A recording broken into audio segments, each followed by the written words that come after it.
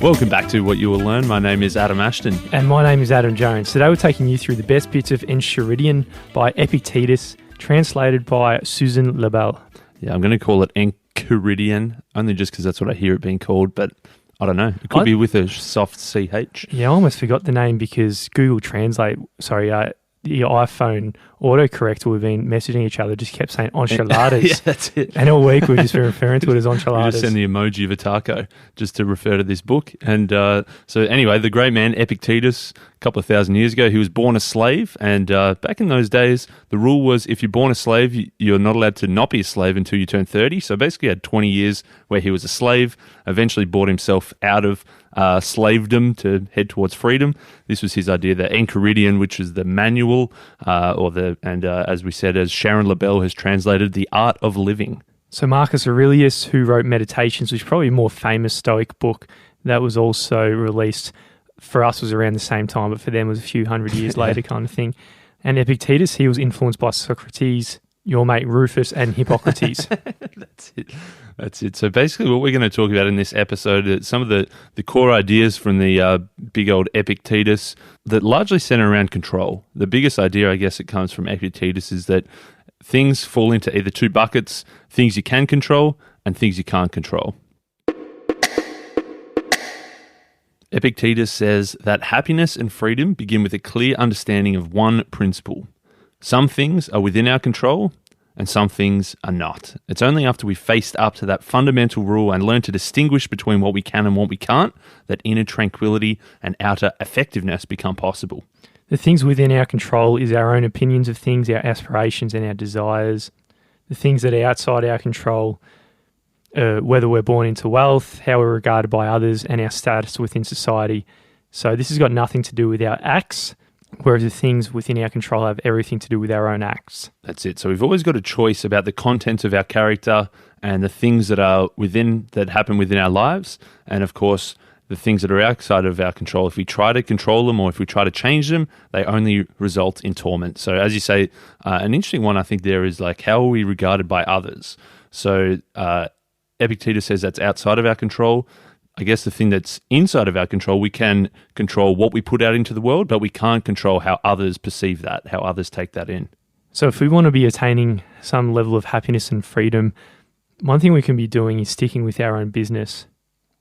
And this is keeping our focus entirely on what's our own concern and be clear what belongs to others is their business and has got nothing to do with you. If we can actually do this, if we can keep our tasks to our tasks and keep their tasks as their tasks, then we're going to be impervious to coercion. No one's ever going to be able to control you. No one's ever going to be able to hold you back. That's when you can actually become not only free, but also effective, because every piece of effort that you're applying in something that you can actually control. So you're not wasting time trying to do things that you can't actually add value to. Every piece of effort that you're putting out is being used effectively. Living by these principles isn't so easy. Last week, I went out with a bunch of structural engineers, took the work card out. I can easily justify spending $300 on beers and lunch and shouting the rounds with everyone, assuming that you're just going to be talking about work and it's going to be productive about projects and to do with engineering. But, of course, the world of politics is encroaching in a lot of discussions, and someone brought up politics, and all of a sudden there was a big debate at the table and people were getting heated and pissed off, and no engineering conversations got done whatsoever. And in hindsight, it was a very poor interaction because we were just discussing things that are completely out of our control, getting emotional about it. If we were to stick into things within our control, it could have been a very productive conversation and interaction that we had and justify the $300 bill because it clearly wasn't worth the $300 of just bullshit, I think. I think that's a big one. A lot of people love discussing things like that, even though there's nothing they can really do about it. They love to interpret it, analyze it, talk about it, share their opinions of it. But at the end of the day, there's not a whole lot you can do to actually control it or actually change it. So it's very easy to just flick on the news, read the newspaper, flick through your Facebook feed, and your whole day you're just obsessed with things that got nothing to do with you and your own tasks in your life. And these things are going to really be dictating your level of freedom and happiness. Your will, though, is within your power. If you control your will, then nothing's going to be able to hold you back. Even in sickness may challenge your body, lameness may impede your legs. These are Epictetus's words. And he says, but regardless of this, you still control your mind and control your thoughts. And he has got a story of his own that I guess almost proves that lameness is just a physical condition, because when he was a slave and his slave master was trying to, I guess, get him to cooperate, and Epictetus wasn't cooperating, the slave master lay him down, grabbed his leg and started twisting it. And Epictetus said, you're twisting it too far, it's going to break soon. And then the guy kept twisting it, and then it broke. And apparently Epictetus was just like, just copped it. Really? Well, like, you'd think he'd be screaming out in pain, you'd think he'd be crying, and then the slave master said, why didn't you tell me to stop? And Epictetus said, I told you it was going to break, and it broke. And that was it. And then so he had a limp for the rest of his life. Oh, mate, that sounds like a story that was told by Epictetus. I think there was another person in the room that it would have been Epictetus would have been whining and crying. Yeah, it was through like Epictetus, right? That's like how big was the fish that you caught? It gets bigger and bigger and bigger. So he just said, yeah, I just lay there, didn't even react at all. Yeah. I couldn't walk properly for the rest of my entire life, but I just copped it. It was all good. Well, he's a pretty wise dude, according to his writing, so we might give him the benefit of the doubt in the past here, but probably bullshit, to be honest. Yeah, I got BS on that. That's a story that's lived on for 2,000 years, but I don't know how true that one is. So freedom is the only goal that we should be going after in our life, and disregarding all the things that are just beyond our control. And our happiness is going to depend on three things that are completely within our control and our power: your will, your ideas, and the use you make of whatever ideas you might have. Authentic happiness is always independent of external conditions. So the things that are happening outside of you, the things that are happening around you, they can't control your happiness. They shouldn't be dictating how happy or not happy you feel. The only things that can dictate your happiness, as you say, is really your mind and how you use your mind. If you've got great ideas and you're putting them to good use, that's how you can control your happiness. You shouldn't be relying on external things falling in your favor to feel happy. Yeah, it's easier said than done, because we are, just as the human species, always just comparing status with one another, and you can be very dazzled and deceived by someone's job title and their degrees and their honours and their fancy possessions and their expensive clothing and their demeanour and everything like that. So it's hard to not be bewildered by all these appearances, because these kind of things can make you doubt yourself. He says that don't mistake things like fame, celebrity, public figures, political leaders, wealthy people, great intellectuals, great artists. We look at those and think, man, those people are amazing. I wish I could be just like them. But that doesn't actually necessarily mean they're happy. And perhaps the harder they had to work to get to that level of status or that fame or that level of wealth, the less happy they are. So Epictetus is saying that, hey, sometimes maybe you need to forgo fame or fortune if you want to go towards a true goal, which should be happiness. We need to stop aspiring to be anyone other than our own best self, for that does fall within our control. If we think back to Joe the painter, who we met in Lost Connections by Johann Hari, what he did every day is he grabbed paint, he shook it, took the order from a customer, then waited for the next customer, shook paint, mixed it, and did the next customer. And this is what he did all day, every day. And he absolutely hated his job because it was so monotonous. But the silver lining here was he was paid pretty well for what he did, and it was the best money he could find, because what was important to him was actually keeping up with the Joneses, in a sense of having the nice car and a nice house and in the nice neighborhood. But deep down, he knew what he loved doing, and that was fishing.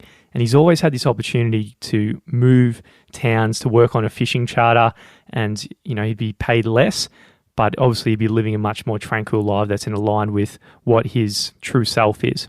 So poor Joe, the problem that he fell into was being a victim of, I guess, other people's opinions of him. He thought he wanted to make a lot of money. He wanted to buy nice stuff to impress all his neighbors. So they thought, oh yeah, Joe's obviously doing well in life. And he got sucked up in this trap of trying to please other people.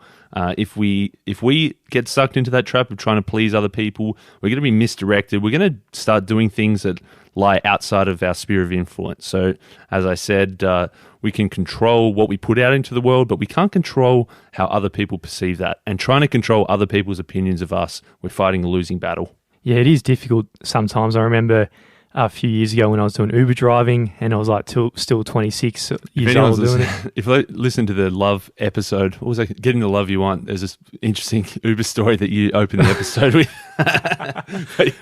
Yeah, absolutely. I remember, picking up some mates and like, what are you doing, bloody still Uber driving kind of thing? And I was just having fun Uber driving and all that. And I remember that pang of what they're talking about now. It's a real human thing to just think, maybe I'm not doing as good as everyone else kind of thing.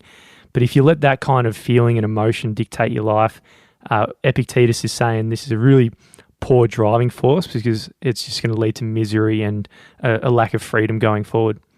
Yeah, if you want to live a wise life, you need to live it on your own terms and in your own eyes. You shouldn't be worried about what other people are thinking about you.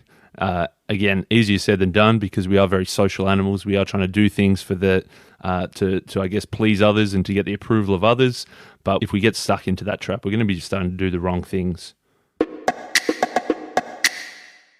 We need to create our own merit. So we should be doing the things that make us feel good, the things that are putting us on the right track towards doing the right kind of things in life. So aiming for those right goals, not the goals of money and fame, but the goals of happiness and tranquility. It's just going to be a fact that other people in your life who you love and they love you, they're not going to necessarily agree with your ideas or understand you or share your enthusiasms. A few books we've done recently have flagged this as a positive marker that you're living your own life, is the amount people aren't agreeing with what you're doing, because if they somewhat dislike you and the path you're on, it means you're living in freedom because you got the courage to be disliked using the actual title I'm referring to. So as you said, if we're not careful, if we're always living out of the opinions of others and trying to get others to like us, we're going to be driven by their desires. Instead, we want to be driven by our own desires. So our own desires are things that we can control. Yeah, because if you don't control your desires, they can just absolutely run off just to some wild place that maybe will put your expectations about what you're meant to get out of life to a point where it's completely unreasonable and you're always living below this expectation and you get this pain and misery. These desires can run a little wild though. If our desire is to become millionaires, then that's probably an unhealthy desire because maybe we can't control every element of that. Rather than trying to get our reality to meet our wishes and our desires, we should probably try to get our desires and our wishes to come back a little bit more towards reality. Often our ambitions are really big and that can drive us towards actually doing a whole bunch more stuff. But of course, if our ambitions are too big that they're impossible, it's just going to lead to heartache down the track. Yeah, you might be wishing to become a multi-billionaire or something, and if you don't get it, you're just under pain. Or in a different context, you might just secretly just not accept that some people in your life are going to die someday, and because you're never thinking about it, there's some part of you is just kind of expecting them to live forever. So, seeing the world as it is, we're not going to be hurt when certain events come and smack us. Or in a different context, if your employee, colleague, relative, friend, partner is just being a bit of a dick and pissing you off a little bit, again, it would be very foolish just to assume that they're not going to do that. Everyone's human, they've got their own weaknesses and faults, and if you just accept this as a fact of reality, then you're not going to be hurt when people aren't acting in the way you wish they acted. One interesting metaphor we should apply to our wishes, our desires, our ambitions, is that we should treat life like a banquet. So big old epic man, Epictetus, says that basically if you're at a banquet, this must have been post-slavery, I'm guessing, unless maybe he was the slave being the waiter, I don't know. Maybe he was just like, I think if you're a slave, you just like get a few sneakies in there, I reckon. You'd be leftovers. Pretty peckish. So he says you should behave like a guest at a banquet and a civilized guest at that. So you should, if something's carried around and it gets plopped in front of you, then definitely you can reach out your hand and you can grab that opportunity or that piece of food. Of course, if something passes you by, like it gets passed down the line and it misses you, you shouldn't try to stand in the way and stop it and try to catch it. And also, if something hasn't come around to you yet, you shouldn't get up and walk around and go and grab it. You shouldn't ask people to pass it down to you. You got to just sort of wait until it comes around and pops in front of you. Yeah, in life, there's going to be times when that juicy steak just pops up in front of you and it's within hand's reach with the cheese and toast, and it's a beautiful, thing, right? Cheese on toast. With the steak out, juicy steak sandwich. And when that happens, grab out and go for it. But the fact of life is a lot of the time you're just waiting. Someone might throw a steak in your face at this banquet. There's a lot of things going on at this banquet of life, and you got to accept what's happening. So I think I just ruined the whole metaphor from Epictetus. If we rewind to the start of 2020, there's probably a hell of a lot that you wanted to do. You'd set your goals for the year. There was a whole bunch of stuff you wanted to achieve. Very quickly, a lot of those goals and those ambitions were probably out the window because the whole year didn't pan out as we expected it to be. But this is, if you were living the Stoic life, I guess, this is just something you could deal with, because in Stoicism, you got to realize that events happen as they do, people behave as they are. You can't control them. You got to just effectively embrace what you get. And unfortunately, that's often not what you hoped for, but sometimes you just got to cop it and just roll with it. So this is just objectively how the world is working. We need to open our eyes and see things as they really are and spare ourselves the pain of these false attachments to what we think the world should be like.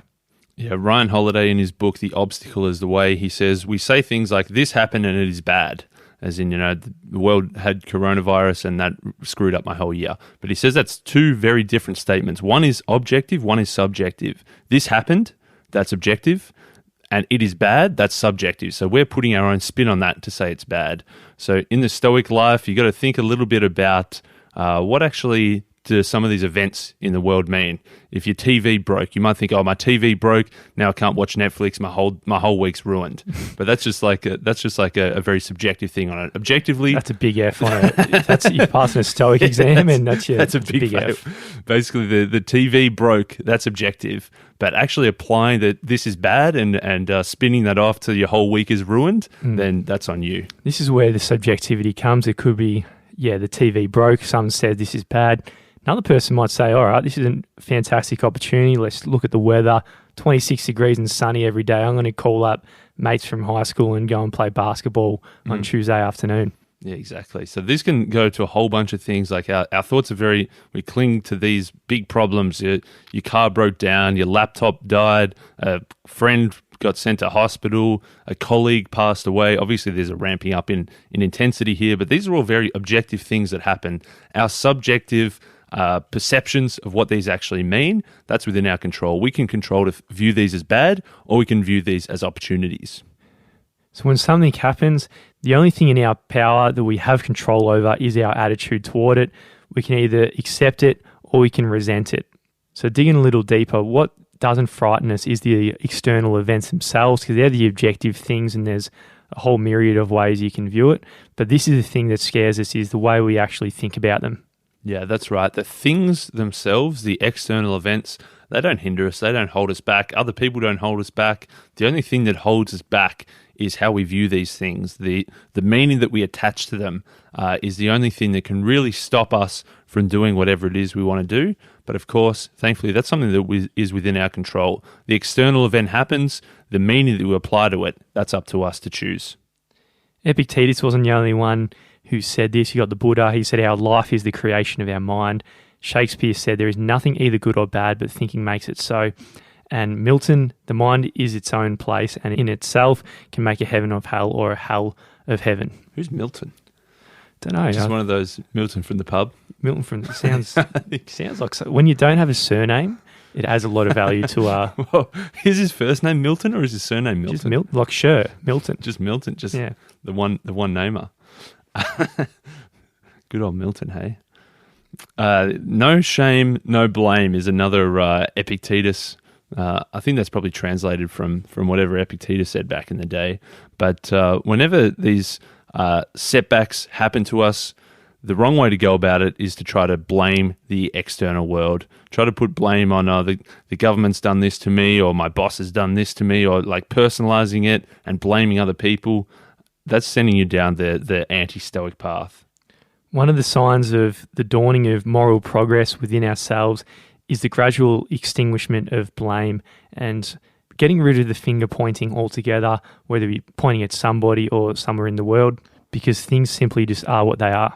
It's easy for us to look at other people if you were talking, you had coffee with an old mate, and they were talking about how much their boss is ruining their career prospects, and they're blaming their boss for everything, or they're blaming their parents for everything. It's easy for us to look at that and say, stop blaming the world, but then we can then turn around the very next sentence and start blaming somebody else ourselves. Or that's the modern version of it, the Epictetus version of it. He was saying that if your neighbor's slave breaks a cup, then we can often say, don't be too harsh on your slave. That's just a human thing. It happens from time to time. Just let him get away with it this time. And then if your slave broke your cup, man, you'd be so pissed off. You'd be flying off the handle. You'd be trying to really reprimand. You'd be twisting your slave's leg. Not quite till the point when it broke, but just to let him know that was a very bad thing to do. Yeah, I think the slave would have taken the slave owner's soul, using Goggins' term, if it just looked and didn't even scream or squeal like the big epic hand did. the epic Epictetus. Because when you're not blaming anyone, this is really the only time that you can actually grow and take something from the circumstance. Because if you're just blaming the boss for micromanaging you and making your work so hard, and that means you've got a pretty easy out. When something stuffs up, you can blame someone else for it. But if you point the finger at yourself, then you can start looking for opportunities of the things that you did wrong and the ways you've stuffed everything up. And because of that, there's something to be learned from every time something goes wrong in your life. So Epictetus says sometimes there's this less than obvious benefit embedded in some kind of event, and a trained eye that is somewhat stoic, I guess, would be able to discern from that. So it doesn't matter how dire the event is, there's always a possibility of some hidden opportunity within it. Or as Napoleon Hill says, every adversity, every failure, every heartbreak carries with it the seed of an equal or greater benefit. So Napoleon Hill, author of Think and Grow Rich. I was hearing the other day that maybe that was all BS, the whole story of Napoleon Hill meeting Andrew Carnegie, one of the richest dudes in the world, who said, go and study these hundreds of millionaires over 20 years. Apparently that was all BS. But he's getting the last laugh, mate. 6 years later, he's coming up on what you will learn. Yeah, he sold a lot of books. I guess another big Epictetus-ism is the idea of everything has two handles. So for whatever happens, you've got two options of how you can pick up this. I think this metaphor starts to fall apart at this point. I don't know what you're picking up and what's got two handles, but everything's got two handles. You can either pick it up by the dodgy, flimsy handle, or you can pick it up by the more stoic, sturdy handle.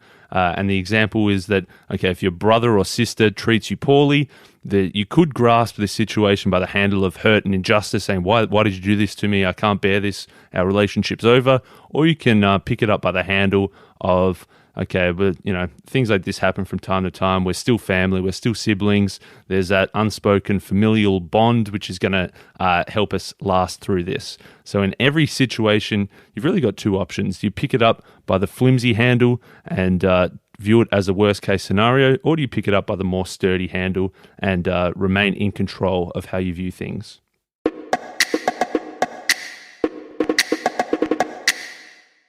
According to Epictetus, self-mastery is our one true aim. When we remember that our aim is spiritual progress in this realm, we return to striving to be our best selves, and this is how happiness is won. Yeah, we want to master ourselves. We want to master our character. We want to be the best version of ourselves that we can be. And once we get to that, that's something that's worth celebrating. He says that there's a whole bunch of things that we like to celebrate that really aren't worth celebrating. His example here is that if you were a horse and you're a beautiful horse, then you can be elated and say, I'm a beautiful horse. And that's fine. But if you're an owner of a beautiful horse, you can't say, I own a beautiful horse and make yourself elated. I don't know who's getting elated over horses, but you shouldn't be claiming that as your way of being happy. He says that if you are a good character, that's when you can claim that, yep, I'm doing well, but you can't claim that I own a good horse, so I'm good. The horse is obviously a metaphor. There's probably some Unless horse you have owners a horse, out there. There's a few of them. There's a few other things we need to be careful about celebrating with the reasonings that not really cohering to the life of self-mastery.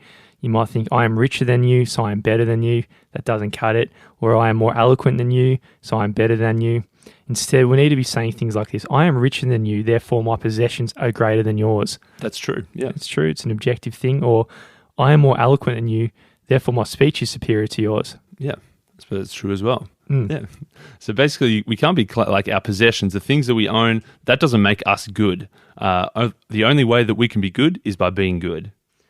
So we can begin at once this program of self-mastery, but start modestly with the little things that bother you. Start seeing them in a real objective way. When you call to your child, be prepared that she may not respond to you, or if she does, she might do it in a way that you didn't want. She might just go to kick you in the shins or something when you're trying to have a good, positive interaction. In those circumstances, you shouldn't be pissed off that your kid didn't do what you want them to do, because they shouldn't be able to have the control over you and your emotions. You shouldn't be relying on them for the way that you act. Similarly, if someone spills a glass of milk, or if you lose your wallet, all these things are just small things that happen. You got to realize what is inside your control, what is outside your control. These objective external events happened. You got to control your own internal reactions to those things.